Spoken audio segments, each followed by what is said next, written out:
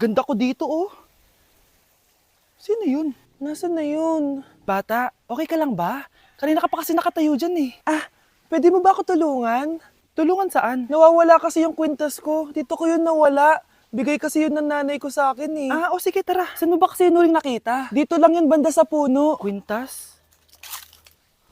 Kanina pa ako paikot-ikot dito sa punong to. Wala namang kwintas eh. Sure ka ba? Bata? Walang yung batang yun na. Iniiwan ako dito. Pinaglalaroan lang ata ako. Uwi na nga ako. Hi, Scarlett! Kagulat ka naman.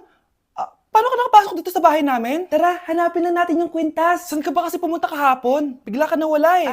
Hindi ko din alam eh. Oo, tara. Hanapin na natin yung kwintas mo. Yay! Anong kulay ba kasi yun? Kulay silver yung kwintas. Silver. Kanina pa ako naghahanap dito. Parang wala naman silver na kwintas dito. Bata?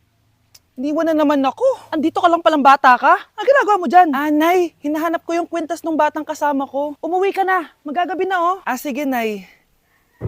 Nay, yan ata yung kwintas na hinahanap ng bata. Ba't nasa iyo yan? Wala to anak. Tara, uwi na tayo. Nay, saan mo ba talaga galing yung kwintas na yan?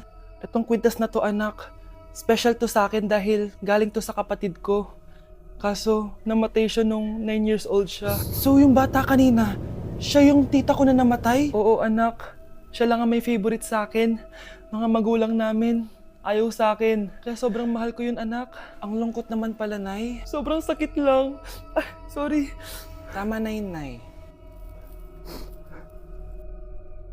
Nanay mo yung pumatay sa akin, Scarlett.